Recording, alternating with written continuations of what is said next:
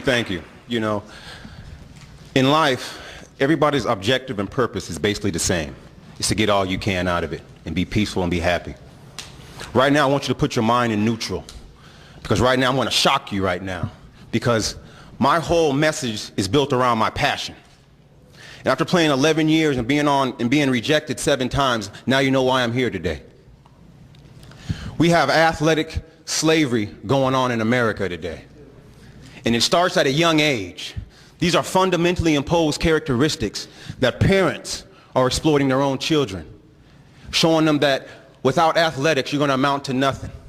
After my 11-year career, I've played with players that felt they couldn't do anything but be an athlete because it was taught at such a young age. And the worst kind of athletic enslavement came when Emmitt Smith retired in 2005. He sat there crying right in front of his owner, his master. And he said, "Thank you for this life you have given me." That's what you call slave theology, putting his master right at the hand of God. And what kind of message does that send to the youth? Here's Emmitt Smith. You showed all that strength on the football field. And time you're about to lay it down and stop playing, you start crying. I understand that emotion, but thank you for the life you have given me. A lot of athletes today, they're in a paralyzed state of consciousness, because today in the NFL and in the Canadian Football League, you got players calling players porch monkey, shine, Sambo, and nigger. And players not saying nothing because they're afraid to lose what others have given them and are promising them. That's why I've been on different teams, because I'm a man before anything. If you don't like the way I'm playing, just go ahead and cut me. I chose football. It didn't choose me. You know, there's 2 things that don't lie. That's God and mathematics. Last year alone, you had 1,002,734 football players in high school. That same year, you had 55,000 on all levels in college. 13,000 got scholarships. The NFL was actively scouting 6,000. 340 got invited to the NFL Combine. 320 signed NFL contracts. Less than 3 years of play, roughly 120 players remain. Millions dream, thousands sacrifice for the benefit of a few. Your career is over before it even starts. But these neo-brainiacs have developed the simplest method of control, and that is fear. How did the enslaver show up when he showed up and he colonized Africa? He showed up in a wooden boat with a leather whip. And today he's coming into the ghettos and the slums of America, showing up in a limousine with leather seats, passing out scholarships, saying, "Get your ass on this field and win me a championship." That's what's happening. Thank you, my brother. That was beautiful. And he's absolutely right. This has been a plantation for decades. Man, I've been calling them out since 1972. And the same recycle around and around. You know, I want to follow this video up with the $40 million slave, so we can really see what this whole thing is all about. Let's run the $40 million slave, Gary. All righty.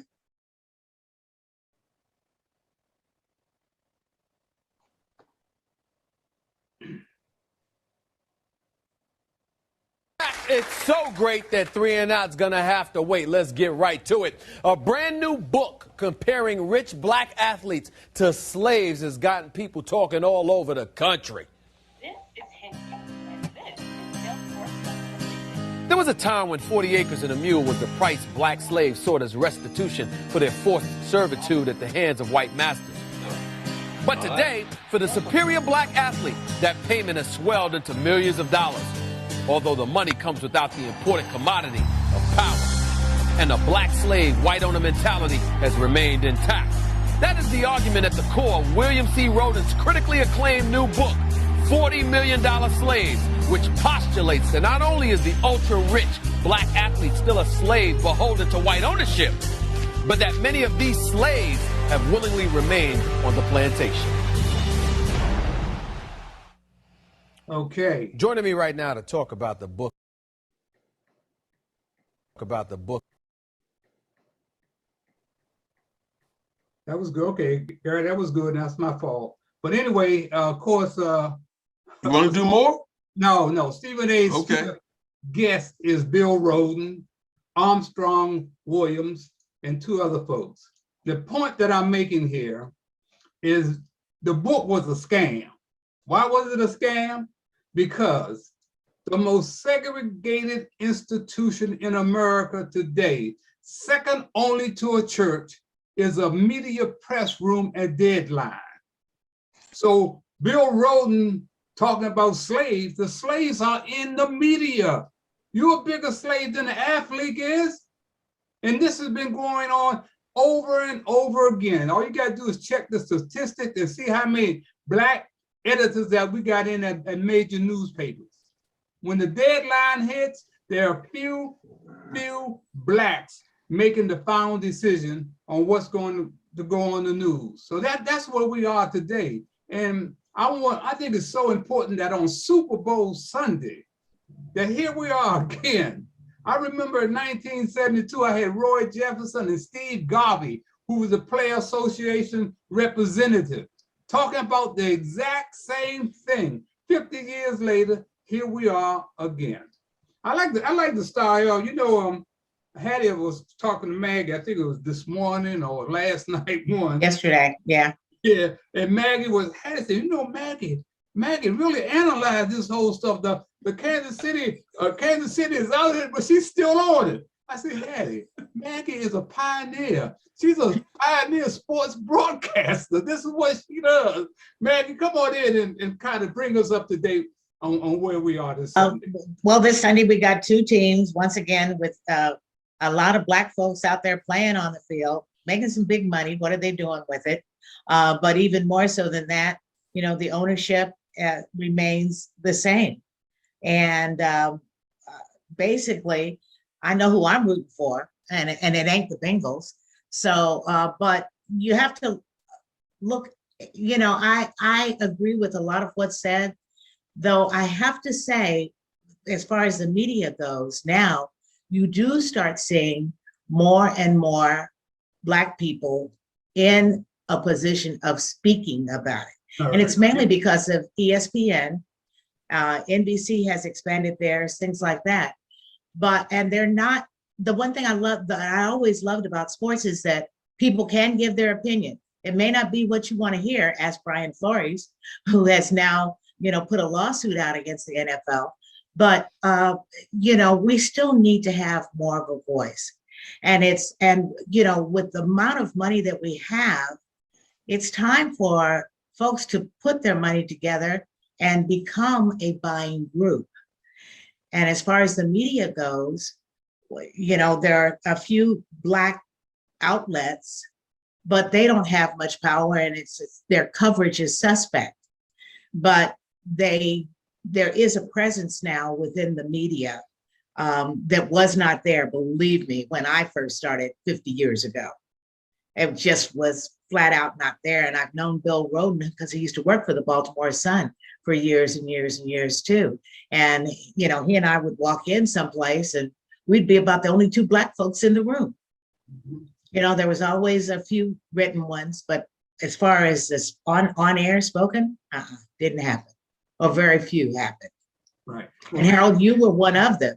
Yeah. But, you know, again, you were more on a local level, but it was still a powerful market, and you were powerful during the time when what are they now? Commanders were really hot as the Redskins. Right. So Well, Maggie, I agree with you. There are more black faces all over the television screen, Yeah. but don't make no final decisions. I mean, we got a lot of young blacks appearing on television as anchors and everything, but these folks don't know the history. You know, they put them out there, and I think that is the problem. Bill Rhoden was on my first media roundtable at Inside Sports, so yeah, I know where he's coming from, but. Yeah. He's got it wrong as far as I'm concerned. We got to make changes in the media. They are still controlling our image. The media controls our image.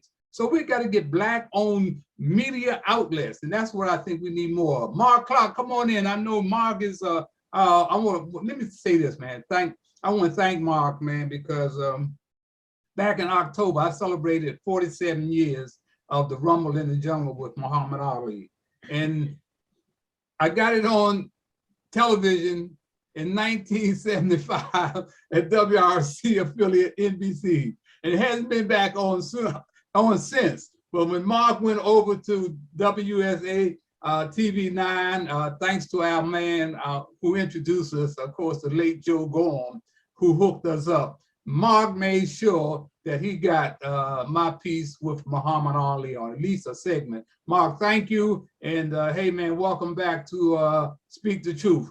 Speak up, Marc. Well, I think the thing is, it's interesting. I think the problem with us in the community, I think we're at an interesting point. Are athletes slaves? Well, if athletes are slaves, then we're all slaves. So it's kind of like the conversation is not fair to athletes because we all are slaves by our jobs. We all don't speak up. We all don't do stuff to protect our jobs. I told you last time I was on here, I was up for a job and I was quiet as a mouse because I didn't want the white folks to see my posts or see me acting crazy, you know, because to jeopardize this possibly $80,000 job. Now, at the end of the day, so athletes make millions. The average black person makes what, $50,000, and they ain't saying nothing. So Harold, I think the funny part about us as a people is we will point out who's a slave, but like Kanye West said, it's a decision. You make a decision. You know, we're all slaves. And then the question becomes, the other question becomes, you know, why would Massa let the slaves own a plantation? That don't make no sense. Why would you? And we can cry all we want to cry about it, but why would they? They don't have to. Everybody's still watching football. The ratings ain't declined. It's the only thing on TV that's still hot because streaming is taking over. And so these cries for black ownership is just that, a cry. Why would they ever let you own a team? Now, they might. Now, here's the part though, and when they do let you own a team, my flag goes up. So now the talk is, as you know, Harold, you see it going on, they're pushing out, just like they pushed out the Supreme Court, the black nominees they pushed out, all of a sudden they pushing out Byron Allen, right? Okay, Byron Allen, they're pushing him out. Now, we all know what that means. I mean, if Byron Allen owns a team, is that really a victory for us? No. You know, and so I'm just saying it's the game, and at the end of the day, the athletes are just like the rest of us. They just happen to make millions, you know, and I can't really be mad because I wasn't trying to jeopardize my $80,000 job. So why would somebody jeopardize their $80 million job? Right. Well, let me say this. A young lady by the name of Angela Hicks, the other day we were talking on the phone, and she said this was so provocative and profound, man. She said, Harold Bell, you are the freest black man that I know. You are free. I say the reason I'm free because I never worked for nobody. And like Marc said, you're a slave if you work because you got depend on that paycheck. And I agree wholeheartedly, man, that yeah, those of us who are not saying anything, that's why white privilege still exists, man, because we're scared to speak up. They know we don't help each other. So why not white privilege? I want to bring in, of course. Why not white? That's a T-shirt. Yeah. Why not white privilege? All right, Lawrence Lucas, my man Lawrence Lucas, of course, president emeritus of the Black Farmers, who's been fighting for decades, trying to get the Black farmers a piece of to hold on to the land that they have had, and they're losing it fast. Brother Lawrence, what do you think about this whole thing with the black athlete and only one black coach as the season ended in the NFL? I think Mark covered that very well. I think of the movie Django every time I have to speak these days. The difference is I'd have to disagree with Mark on one issue, and that is I agree 99% of what you said. But I do believe, Mark, there are people, and this is the 1%.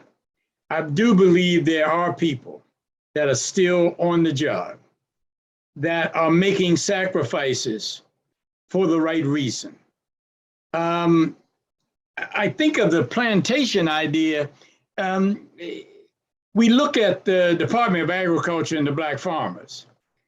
We can't seem to get any traction in the White House or in the media because who controls the media? We can barely get a story out. And once 5 or 6 of us that's brave enough to speak the truth, using Harold's term and the program's term, you are right, because you have people in place like producers, like editors, that filter the information. Mark, you're right. Harold, you're right. But we have to do one thing. We cannot become benign ourselves because we know the truth. We have to be as strong-willed and tell the truth about what's going on in these plantations, both in the private sector, both in the government agency, especially Department of Agriculture, the most notorious racist organization in the federal government. But we have to speak up. Without programs like Speak the Truth, without the things that Gary do, I don't know what you do, Mark, but I'm sure you've done a whole lot that has sacrificed that 80,000 job when you got there. And you're not going to be able to convince me otherwise. I think that what we have to do is stand strong, stand together, and we have to coalesce like we're doing today and get the news out. And we have to not be afraid of our jobs or not be afraid of what they can do to us. We have to speak out and tell the truth. What's going on with football? What bothered me the other day, they had this rollout of all these musicians coming up saying, hip hop musicians say, "Oh, we've arrived. Here we are. Thank you, Massa. We're going to perform for you." But they never said not one word about Kaepernick.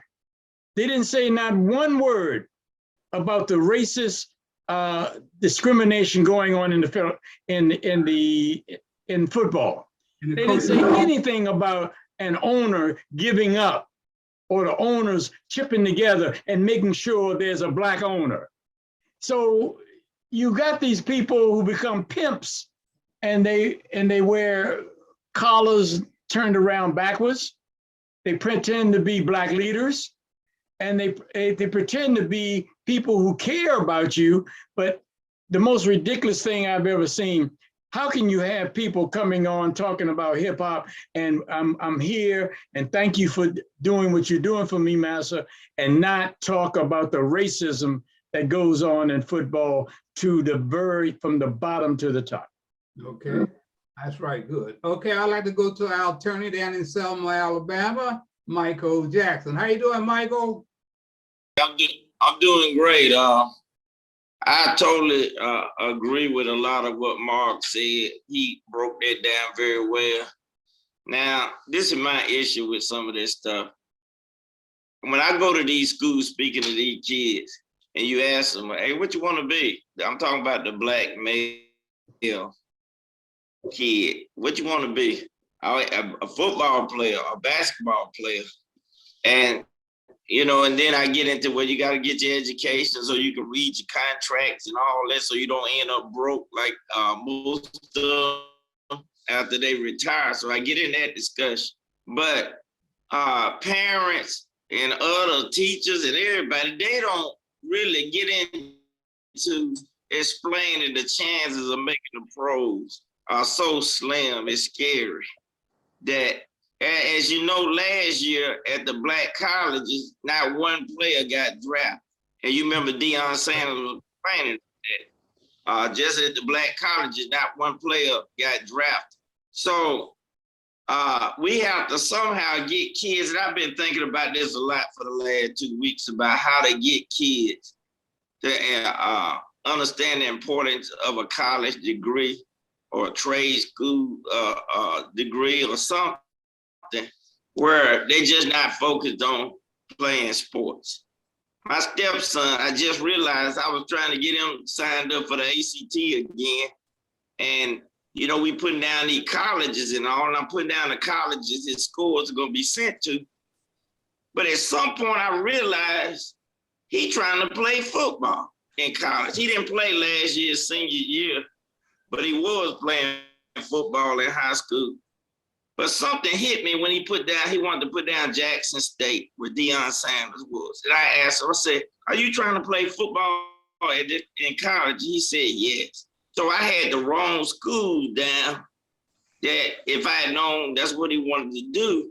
But that was his focus about making sure he got the college to play football as opposed to, you know, getting a degree and learning and that kind of thing. So I don't know how we can, as Blacks, get our kids to focus on school. It's a scary thought. And I'm gonna quickly add on the media thing. The Selma Times here in Selma just got a black editor about, I'm gonna say 6 months ago, the first time in their history. Wow. Yeah, and now I know he might not make the final decision. It might be the publisher or the owner of the newspaper, but it is important to have. I think Mr. Lucas is making this point. It is important, though, to have folks in these positions, even if they have a boss.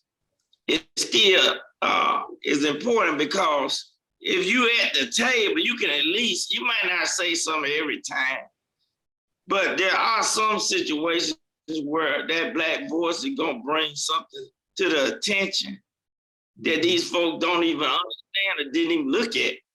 This happened recently to me when I District Attorneys Association, the debate about whether there's racism in the court system. And of course, my whole thing was, yeah, I see it every day, but some of the other, they just see it. So I go into stories and tell them all about it and that kind of thing. Now, I might not have changed anybody's mind, but at least it was brought up from another perspective. We're going to go to Chris, then we're going to Gary. And Gary, when you come out of your dialogue, how about we doing that fake press conference with Roger Goodell? Chris, come on in. Well, yeah, there was a lot said. So to add to a few things that were said in terms of the media bias, I think there was a great point put out. There's a lot of discourse about how a lot of, especially for basketball and football, the media spots are reserved for former players. So it really freezes out a lot of Black media members, journalists who come up in school, work really hard, who know the game, who could be articulate, but they usually have like a formula of like white guy, white announcer, and then Black former player. And that fills out their quota of that's the Black representation. You get the Black former player, and that's your Black perspective when there's so many talented Black media members and journalists who also deserve opportunities to do things. On the side of the slavery side of things, as was also stated, we're all a slave to capitalism. And the people that do speak out at the same time, that's why Colin Kaepernick spoke out. We saw what happened to him. As was mentioned, Brian Flores, he spoke out. Does anyone think he's going to get a head coaching job again in the NFL, despite his, a good and incredible record his first couple of years? I don't see him ever getting a job again in the NFL because we know that their racist culture in the NFL, that there's 70% of the players are Black, and then we struggle to even get 2 Black coaches. And one of them is a recycled coach, Lovie Smith. So they're just going back recycling the same coaches, not giving new Black coaches opportunities.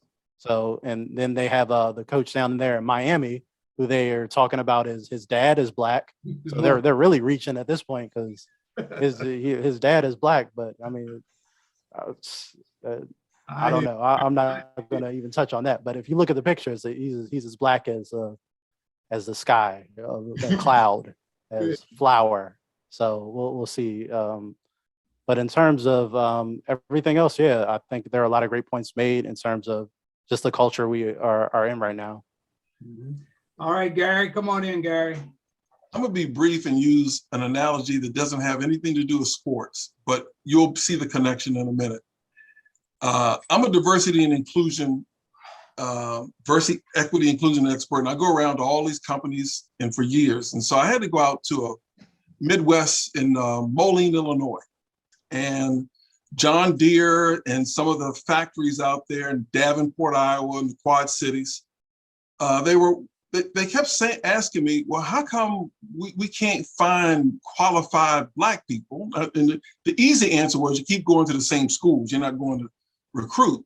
But when you do get, they said, well, when we do get some, you know, like we've had a couple Black women that they were here and then they just quit. And we had exit surveys. Well, you know, people don't tell the truth on exit surveys because they need a reference. So you gotta reference people 6 months afterwards. But the bottom line for these Black women, and I shared with them, and this piggybacks with what Michael and I think somebody else said about having a seat at the table. It's a start. For these Black women, one of them was courageous enough to say why she quit. She said, I'm a single mom, yet I'm an executive, but when I moved out here, I could not find anything that made me feel comfortable in this city. I could not find holiday cards that looked like me.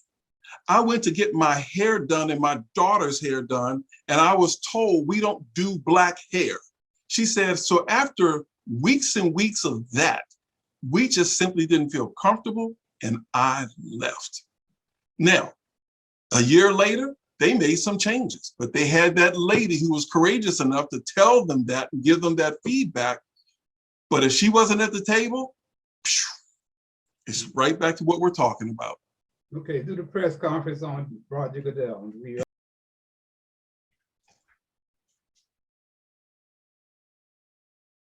As the Rams gear up to take on the Bengals, the NFL addressing important questions about diversity. Eyewitness News reporter Carlos Granda joins us live at SoFi Stadium in Inglewood with more. Carlos? Well, that's right. The big game certainly brings with it a lot of attention. And this year it's also bringing with it some controversy as the NFL is now dealing with a lawsuit that alleges racial discrimination. Racism or any form of discrimination is against our values and really something that we will not tolerate. Many of the questions today for NFL Commissioner Roger Goodell were about the hiring of minority coaches. This after a lawsuit brought by Brian Flores, the former coach of the Miami Dolphins. Flores is suing the NFL for what he claims are racially discriminatory hiring practices. Goodell admits the league fell short and will do everything it can to fix this. What we want to try to see is the outcomes, right? We want to see Black head coaches in the NFL and coaches of people of color. And eventually gender, that we think is all important. So it's an inclusive process. Is the NFL a modern-day plantation? Several African-American civil rights leaders stood outside SoFi Stadium today to say it's not enough. You've got 7 Black general managers. That's a good thing, but only 1 African-American head coach. These leaders are also calling on Goodell to replace the Rooney Rule. It requires teams to interview at least 2 minority candidates for vacant head coaching positions, but it doesn't necessarily mean they get hired. You've got so many African Americans that have proven themselves. So when NFL owners say that we cannot find an African American head coach, then we know that that's not true. And so far this year, 8 new head coaches have been hired. 2 of those.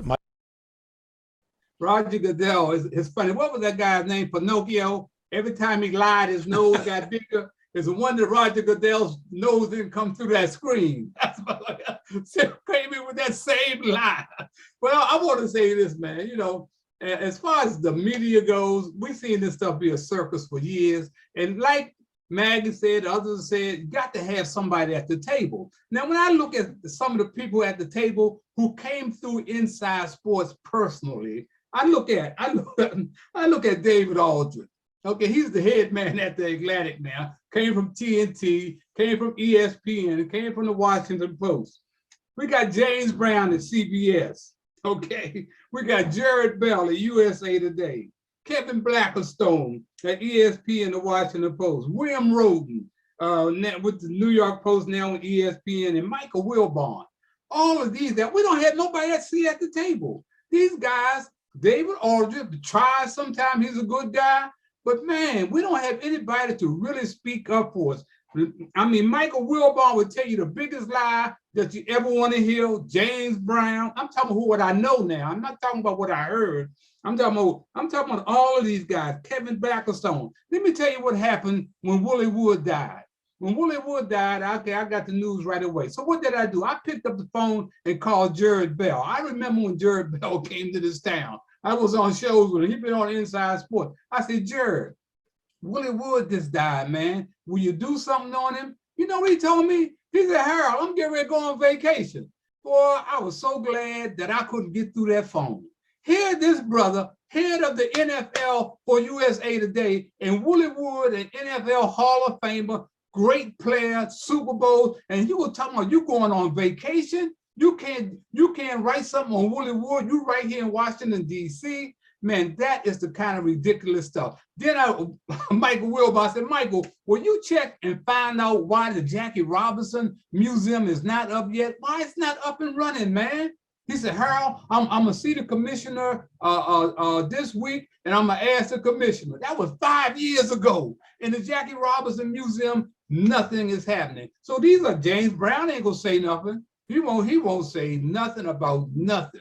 And like you said, man, these guys, they don't want to lose those good jobs, man. And that's what we are experiencing when it comes to the media. That's why Tim Frank, who's the head guy of the NBA press relations, he told me after I complained about the Washington Wizards and Scott Hall and Ted Leonis, one of the racist organizations in sports. I told him, I said, man, you can't allow this to keep going on. So the commissioner had Tim Frank call me, who is his man. So Tim Frank said, Harold, you know, I'd be so glad when we get back to normal. Man, to get back to normal, your normal is not Harold Bell's normal, it's not Marc Clarke's normal, it's not Gary Johnson's normal. He talk about going back to the same old racism. Okay, Maggie, come on in, baby. Well, a couple of things. Number one, reason why James Brown's not going to do anything is because he needs to invest on that hair product that he keeps using, letting us think that he's got black hair. Okay, that man is old. Let's get away from that. Be who you are. You know, come on. That's number one. So his brain is fried because of that. I shouldn't say it like that, but come on, we all know what this man looks like. Come on. All right. The NFL did hold, you know, they had the HBCU in a sense. Got the schools together to kind of showcase the athletes for the NFL. I don't know how that's going to come out one way or the other, but at least they put it up there as a try.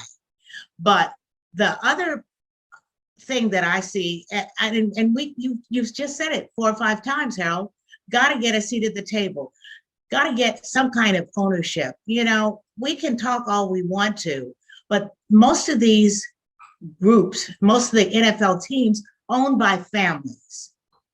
And the families continue to keep that ownership. You know, my favorite team, the Kansas City Chiefs, ain't nobody else but that family owned that team the whole time. You look at Pittsburgh, same families own the team. Until you get away from that, somebody comes in with a bunch of money, and like I said, it could be players or whatever, they're going to keep doing it. You know, I look in Indianapolis, and they're owned by the Irsay family. You look at, it's family after family after family, and it just keeps rolling over. And until that changes, we're going to be dealing with the same things. They say, oh, well, the owners have to be comfortable with a person. Come on. Come on. It's that because why? It means, is the family comfortable with them? Because that's what happens. You look at, name me a group that's not a family thing. That's right. That's right. You're absolutely right. You know, that's the biggest problem, until you can not just have a seat at the table, you own the damn table and begin to set people down. That's the only way you're going to really see a bona fide change. And, you know, what happened to Brian Flores is horrible. Here's a man, 2 winning seasons for a franchise that didn't even know how to spell winning seasons. He had multiple quarterbacks and everything else, and they fired him. They said, well, you know, he didn't get along with the owner. Here we go again. Who owns the team? That's all I got to say. Okay, I want to go to Mark, and you're absolutely right. Mark, come on in, Mark. We run out of time too, folks. So I'm gonna be long. Is Lucas still on? Is Lawrence still on? Yeah. Okay, so I think Lawrence will feel me on this one. Here's the problem, right? This is bigger than sports with black folks. Here's the problem, Harold. Y'all black people, we don't have it together enough for me to risk it. Yeah. We don't have it together enough for me to risk it. Why would Jesse Jackson, Farrakhan, and Al Sharpton, they witnessed what it took to take black people where they need to go. And what did they see? They saw the kids of King be weird and not supported. The kids of Malcolm X be weird and not supported. And Jesse's kids be weird and not supported. So I'll be damned if I'm James Brown, who lost weight and gained it back in a week and had that black hair dye on. I'll be damned if I'm gonna give up my $8 million job up in here talking about what black. Heck no, I'm not giving it up, because y'all ain't ready. Jackie Wilson just got a headstone 2 years ago, and he died 1 million years ago. And so, black folks, if I'm in position, y'all ain't ready yet. You know, my man Michael Jackson is down in the South. No, I'm going Lucas, black farmers. You can't get nobody to step a foot and help the black farmers. And, you know, we're talking about generations of ownership. So back to the team. If I own a football team, why in the hell would I give a damn about having a black person be an owner too? No. No, and so I think that's the real question, because even the protests now, I'm sick of it. The Rooney Rule is ridiculous. Jobs, all that stuff's ridiculous. It don't work. It's just, it's performative. What we need to do is need to get together with people like Lucas and say, okay, bruh, how can I help, and where do we start? Because we're so far away from it. We're just so far that, yeah, why would you risk your career for a black movement? And it, you know, we don't have no teeth. No organization has any teeth. That's it. Okay, how about Luke? Come on in, Luke. Just making sure we run out of time. Come on, Luke, respond to that. Real quickly, you're absolutely right. What we have to do is to put teeth in this whole issue of racism in America and this plantation culture that has gone on too long. And Mark, you got it. You got to put people in the room that's willing to make those sacrifices. And I mean, when I say put people in the room and make the sacrifices, you can't go to a meeting and then all of a sudden people start talking about esoteric issues that you never discussed before you got there. You have to have people around you that support you, and we have to leave this site, leave this space, and do something beyond just talking to ourselves. We've got to leave this space and say, okay, 5, 6 of us on the phone, on this call, what can we do? And what issue are we gonna take up? And what are we willing to fight for and stay together? And that's it. You're right, Mark. Absolutely. Was Michael still there? Michael Jackson, you there? Okay. Well, yeah, you probably, y'all are probably very familiar with this. You had a meeting, and then you had the real meeting. And sometimes you gotta figure out how to be at the real meeting. Right. You had a meeting ain't really a meeting, it's a fake meeting. And then they later had a real meeting that the decisions are made. So somehow we got to figure out how to be at the real meeting. Yeah. Okay. Come on in, Chris, where are you? Yeah, I'm here. As was stated before, especially with the ownership situation, as was stated, it's a lot of generational wealth. This goes back to the capitalism thing. We're slaves to capitalism, and Black people are the bottom of the food chain in terms of wealth in the United States. Still, in terms of what we're doing, in terms of the banking system, in terms of just the discrimination and the systematic racism that goes into every institution that is working against us. So. And as was stated again, we have no real respected and universal Black leaders anymore. So we're very divided in terms of even trying to unite under a movement, under a cause. It's just all division. And in terms of that division, it goes back to a point that was made way earlier in the show of like, why don't more young people focus on education and things like that? Again, it's the capitalism. Okay, you want to go to school. That's you can get student loan debt till you're about 50 years old right now. There's no student don't. That's a huge issue right now. Student loan debt, a huge amount of people in my generation are dealing with that. So that's an obstacle to education that could easily be removed actually by executive order by Joe Biden if he wanted to, or any other president. But that's still an issue that is a policy choice to burden a generation with unnecessary debt. It is a policy choice to keep these systematic barriers in place. So until we have some actual, as you said, teeth in the movement, or some actual fighters in positions of power, or some actual, leaders who could effectively organize the masses, we're going to be in the same position. Can I add something real quick here? Have any of you all seen the King Richard movie? I have, yes. Okay. Yeah. I don't know what you thought about it, but the message, you know what I thought.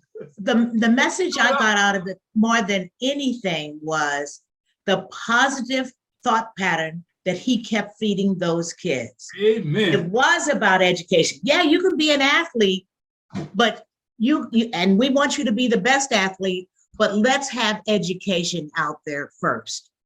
And not taking the first thing that's offered to them. That's the message. I think it should be required viewing for every Black family in America, because we hear so much negativity coming out of people's mouths toward their children. And I've heard a whole bunch of Black people complaining about the movie. Oh, it's not, you know what? It was supported by the family. And it's got numerous nominations and things like that, because they're upset because it wasn't real. I said, yes, it was real. I mean, I've met and talked with Serena and Venus Williams over the years.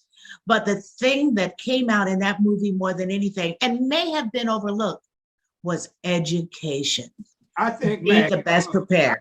I think the most critical thing that came out that movie was Richard Williams standing up to the white media, not let them feed that negative stuff to his kids. When he went to that guy and said, "Oh, this is a young girl. Don't you come at her like that." For him to stand up like that, man. That's right. And he really did. Yeah, this was not just for the movies. This is what he did. That's what he did. And that was critical to me. Gary, come on in, and then I want to take us to another clip that's really important. Gary?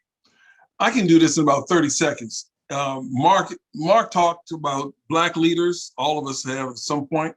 It's funny when we talk about Black people, they expect us to have black leaders. You go to a white person and say, "Who's your leader?" Yeah. But for Blacks, we got to have one or two. I guess maybe now it's Benjamin Crump now. Maybe he's facilitated up, I don't know. Great observation, Gary. Great observation. That's good. You know what? The real problem is we don't know how to help each other. We do not know how to help each other. I'm gonna give you the best example of that, man. When I think about George Foreman, he's worth for over $300 million. You think that it would be easy for him to take $1 million and give it to his brother, Roy, who's been helping him all his life? Roy's still out here hustling. Take $1 million and give it to your brother. That's how selfish we got Black folks among us. Then, man, Sugar Ray Leonard's sister, youngest sister, just died, right? And guess what? There's a GoFundMe to raise money. I hit me for it will be worth $120 million. He coming in town and then he taking pictures with it. Why is there a GoFund? I mean, it blew me away. Hey, Gary, please go to Whoopi Goldberg. That explains it all. Okay, let's see here. Hang on a second. Hear this, man. Whoopi Goldberg. Wait a minute. Hang on. Monique, really Monique. Yeah, okay. You want to get to the Monique one. Monique, yeah, All I right. want the Monique one. That'll tell you a lot about us. Here we go. Told me the salary she makes from The View, and that hurt my feelings, that you've been there for 10 years and you accept them paying you that, and you telling me, don't worry about the little one coming up. God damn, if I ain't gotta be worried about you too, because you accept that salary, it makes it hard. What I think is also interesting, you mentioning Oprah, it seemed like definitely a disappointment to see someone that you looked up to. The character didn't match your character of what you felt was also important. And I think about Whoopi Goldberg, you being a black woman stand-up comedian and you going to her show. And from what I kind of gathered, she brought up the whole Netflix thing and you guys talked about being blackballed on The View. And backstage, she tells you something in the regards of don't worry about the other ones coming behind you, worry about yourself. How did you feel initially seeing someone that I'm assuming you looked up to pretty much tell you that they didn't care about you in a sense? See, this is the part that's hard for me. Because there was some woman that gave a damn about me before I got here. And that was Hattie McDaniels.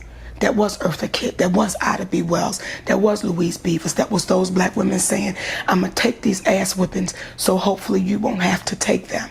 I'm going to take them calling me a to my face. I'll take them calling me a black.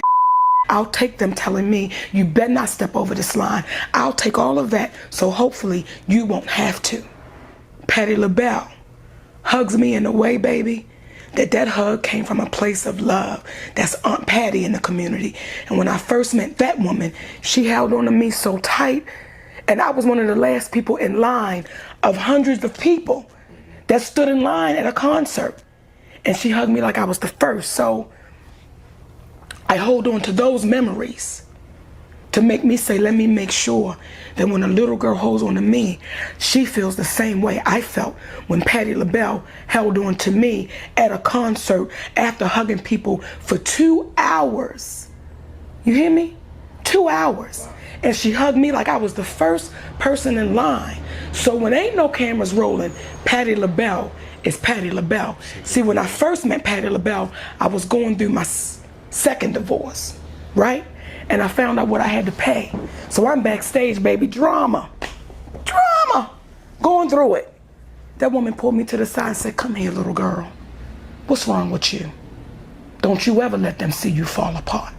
The one thing that man can take from you is your talent. Give him that money right now. Give it to him. And you go out on that stage and you show your ass. And you give the people in the back seats a hell of a show. Because they the ones that really didn't have no money that's coming to see you. See, that's the kind I got. That's what I got filled with. I got filled with Valerie Simpson and Ashlyn Simpson inviting me up to their home and saying, hey, baby, let me tell you what it's supposed to be. When one get it, everybody get it. That's the era we came from. So I got those women feeling me. I got Susan Taylor from Essence saying, listen, don't bullshit it. When she walked. Yeah, that's it.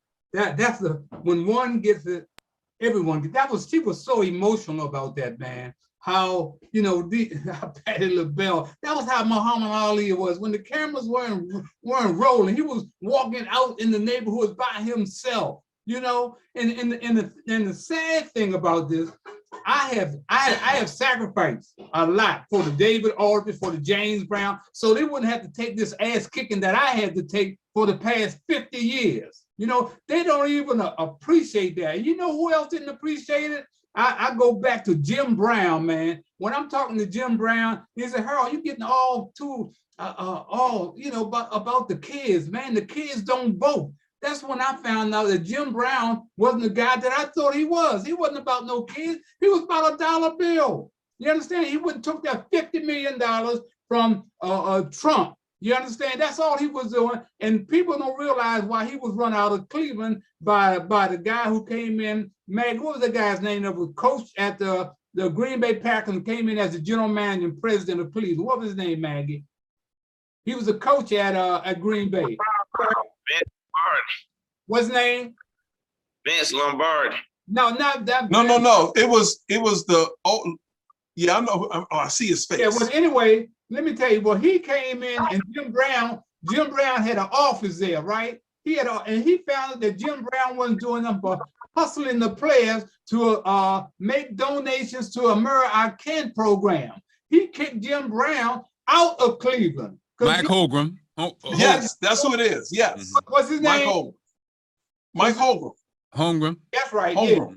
That's what I'm saying, man. So we gotta look, and that's what, you know, I love Dave Aldridge. Dave Aldridge, I remember one time we had a little falling out, and Dave said, I told him, but man, you came to my show, man. I had you on my show. He said, well, I thought I was helping you. Holy Dave. I've got George Solomon on, I got Wilbon on, I got Shirley Povich on. Man, he just didn't know, because I realized James Brown, David Aldridge, Kevin Blackstone, Jared Brown, they didn't come from where I came from. I come from the streets. You understand? I know when somebody's conning me.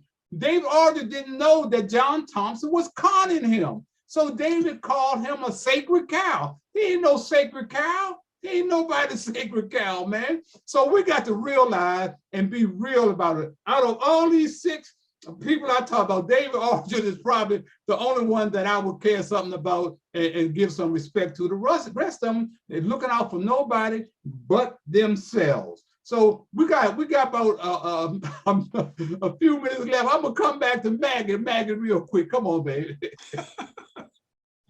Well, I agree. With everything.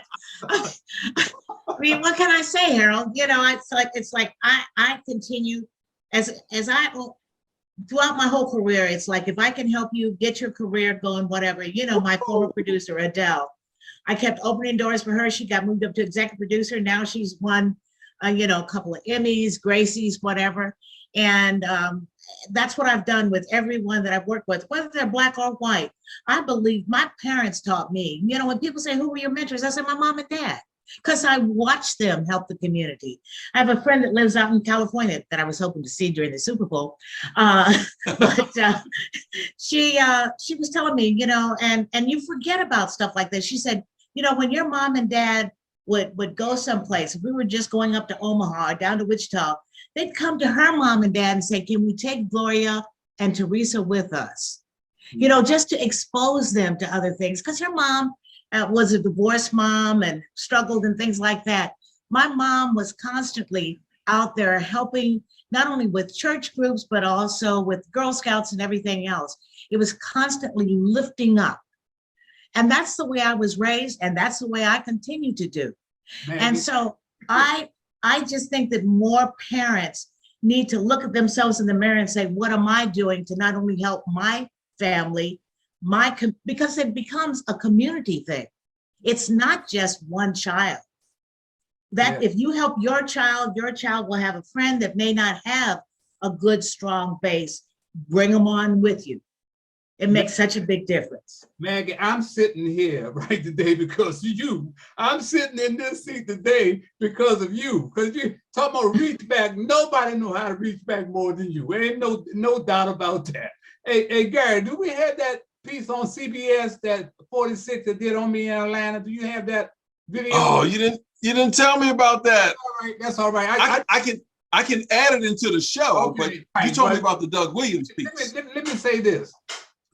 Just like Mark did at Channel 9, ran that piece, that segment on Muhammad Ali, John Hollins did the same thing in Atlanta last week. He ran a 3-minute piece. His sports director ran on me in Atlanta. That's what I'm talking about, reaching back, man. James Brown has lied to me so many times, I done cut him off. You understand?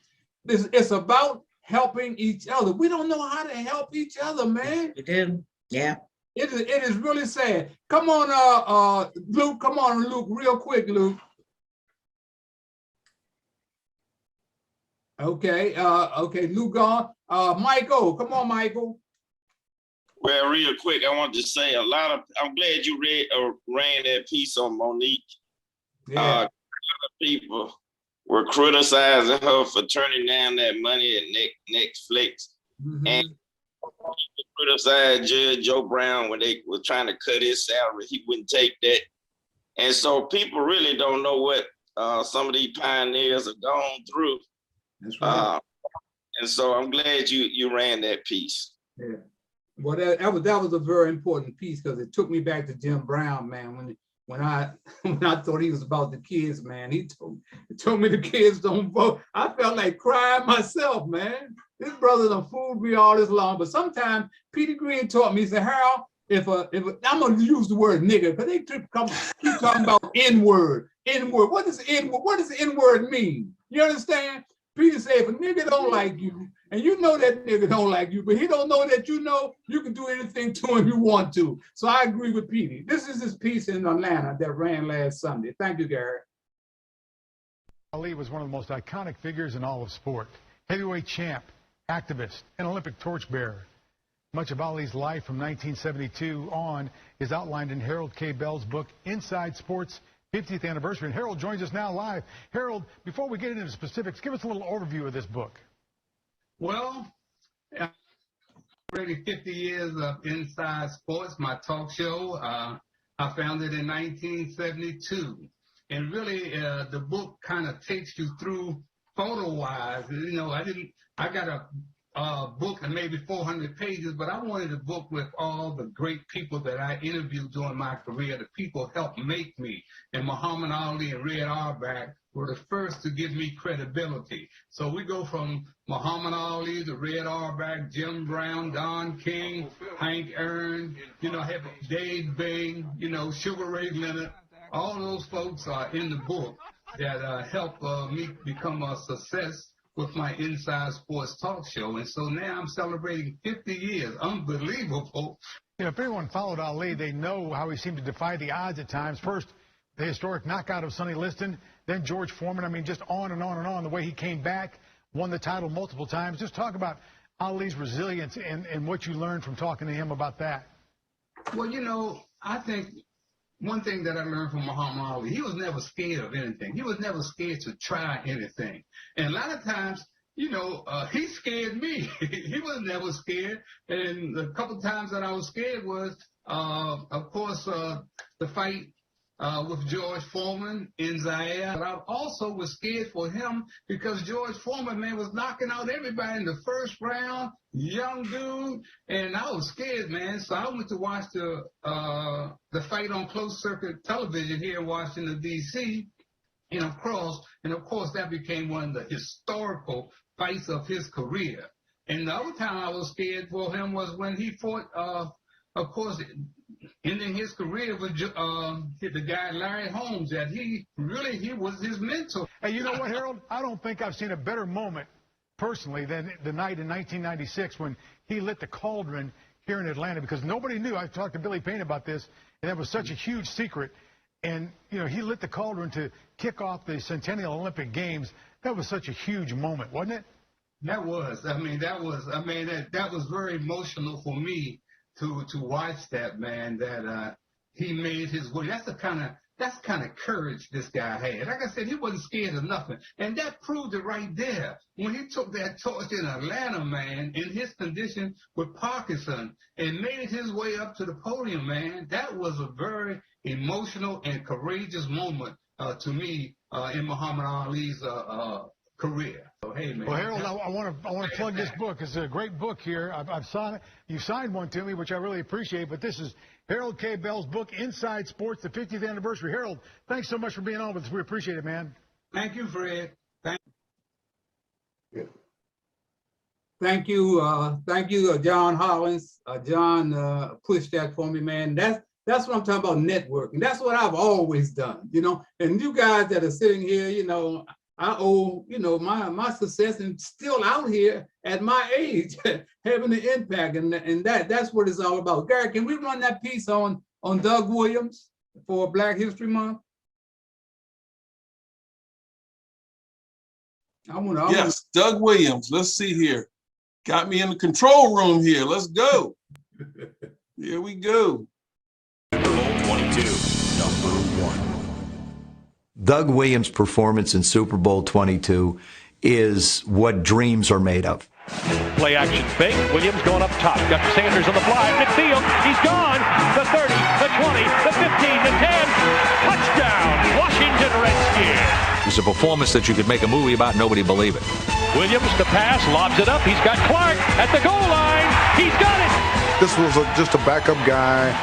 And then he comes in and he does that? That was remarkable.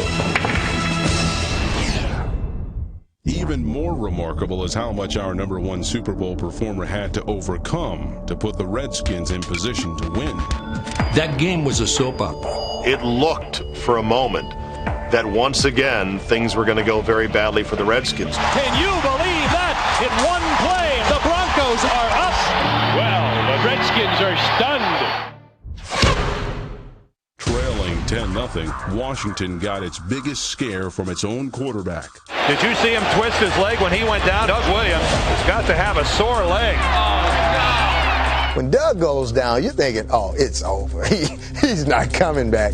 And we all thought, uh-oh, it's going to be Schrader. So here comes Schrader. There was no way that day that Jay Schrader was going to play. Washington's offense is back on the football field, and so is number 17, Doug Williams. He came back into the game, and boom. Well, Doug Williams and company light it up, and they're back in this game. It's hard to realize that Denver was on top 10-0. What a turnaround. We are seeing a virtuoso performance. I was just absolutely amazed at the precision with which he ran that offense. He's got Sanders in the clear at the 10. Touchdown. Second quarter was delightful. A monster quarter for Washington. His second quarter was absolutely perfection at the quarterback position. That's a new Super Bowl record. 4 touchdowns in one quarter. It's like calling a fireworks display. You know, they just kept scoring and scoring and scoring. I'm flabbergasted at what Washington's doing to Denver this quarter. It became a slaughter. 322 yards in a quarter. That's one of those no-moss games. This is a fight, they might stop it. Second half was like covering a funeral. If you're a Denver fan, that ain't a pretty sight. Our number 1 performer finished with 340 yards passing to go along with his Super Bowl record 4 touchdown passes in one quarter. Gary, I just want to kind of go back and reflect when I say about we don't know how to help each other. Well, when Doug Williams came to town in 1986, we had a brother here by the name of Bob Piper. He was a high school basketball coach, successful, and he was from Grambling, and he and Doug were real tight.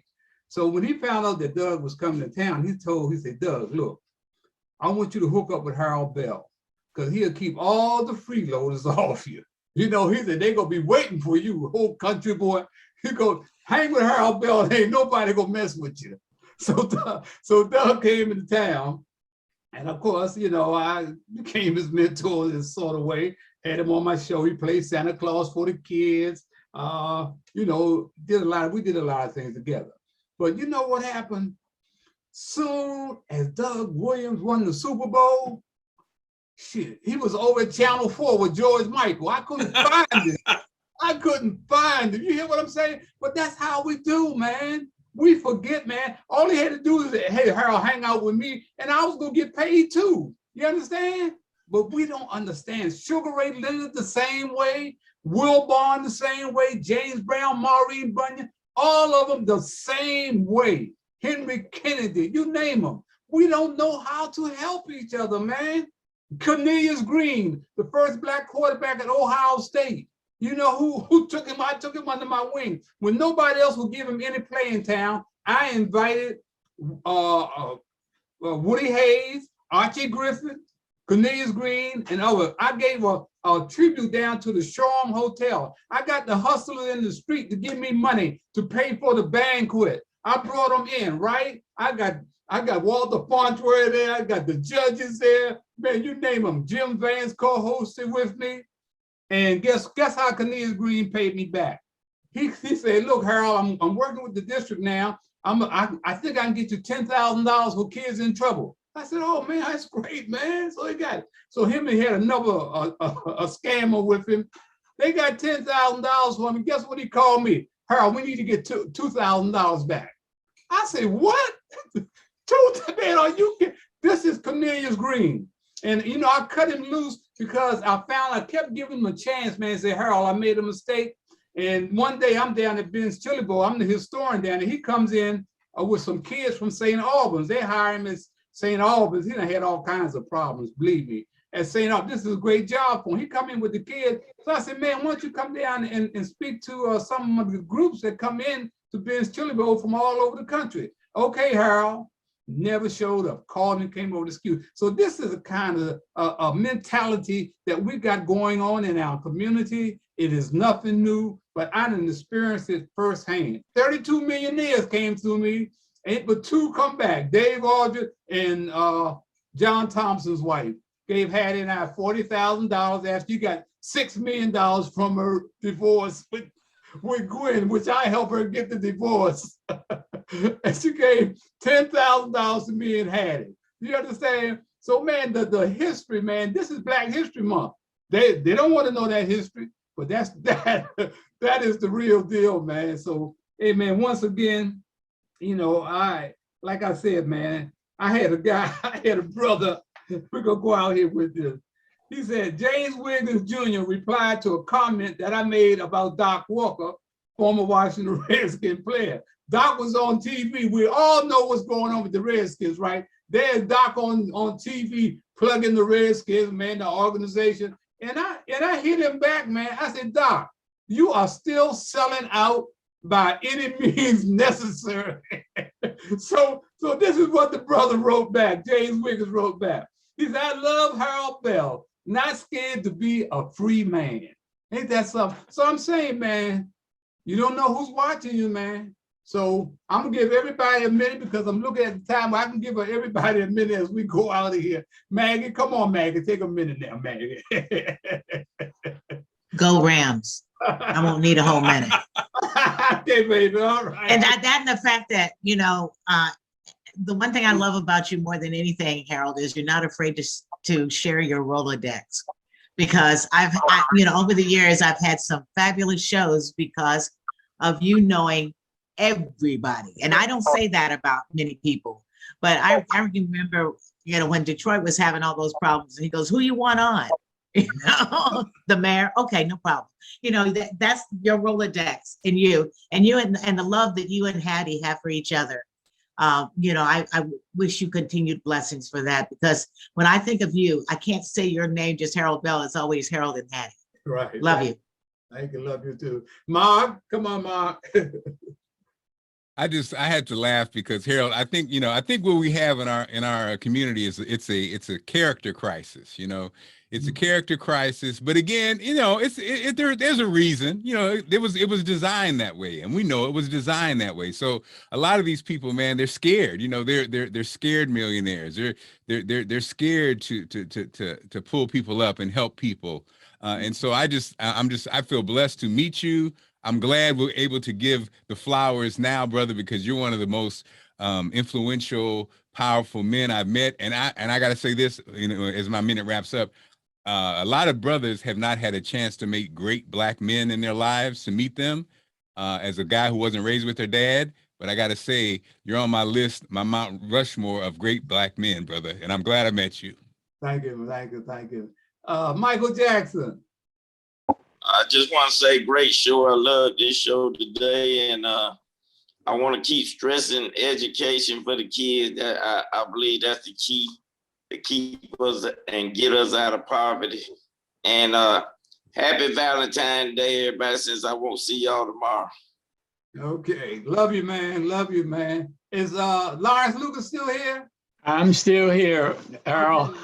I just want to say a few words, and thanks for inviting me to become a partner in what you're trying to do.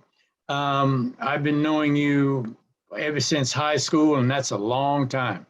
And the one thing we knew about you very early in the game, and that's why you had so many problems is that you were always willing to get in truth, give the truth out there, and you were always a risk taker.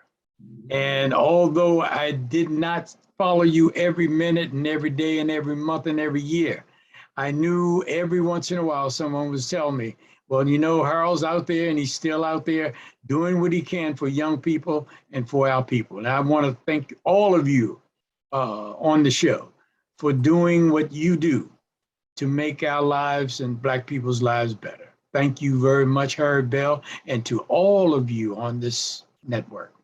Okay. Okay, Chris? CJ? To piggyback off of what Michael Jackson said, I really want to stress education as well. I want to make see education become more affordable. I want to see education as the cost of college, again, as something that has plagued the millennial and under generation. The cost of education has continued to rise while the college is the same product that it was in the 1970s, 1980s. But for some reason, a textbook is like $800 for some reason. And, you know, all these costs and things, it's become a scam and it's become a racket. And we need to make education affordable again, where you don't have to choose between racking up a lifetime worth of debt to get an education. We shouldn't be putting a barrier to educating the population, especially the Black community. We need our people educated, and we need to remove the barriers that make it difficult for that. As I always say that, you know, you cannot soar with eagles if you hang out with chickens. I want to say, you know, before Gary comes in, that Angela Hicks, I got Angela Hicks and I go way back. I mean, we fuss and cuss with each other. She tells me like it is. I tell her like it is. She'll go missing for a year or two, and then we get back on the phone. But Angela Hicks she's been all over the world. She has sat in boardrooms with the great pretenders and the movers and shakers. And she told me just yesterday, she told me, say, Harold, you are the freest Black man that I know. And I got to say, thank you, Angela. Thank you, Maggie. Thank all of you folks for the support that you have given me over the years. And I could not have done it without you. Gary? I'm just going to bow out by saying I'm just one Black man and I can make a difference. I'm trying every day to model the appropriate behavior for people like Chris, who's my son, who I'm very proud of. I hear him and sometimes I double take with my head on a swivel. I'm like, where did that come from? But it's there, you know? And so I'm just trying to model the appropriate behavior so that he can do the same thing for his daughter. And his kids and other people can see it. That's one of the ways we can make a difference, is staying in our truth. And just one person can make a difference. You got to believe that. Well, Gary, you've done a hell of a job. And I thank you, man, because you referred Chris to me. That's right. That's right. Chris came to me and he got his act together. I got to say he has done a fantastic job. I'm proud of him too, just like. And I'm gonna try to pimp him out to Lucas. Oh, yeah. Okay. All right, guys. You got it. You got it. Over and out. All right. Be safe, everybody. You too. Happy Valentine's.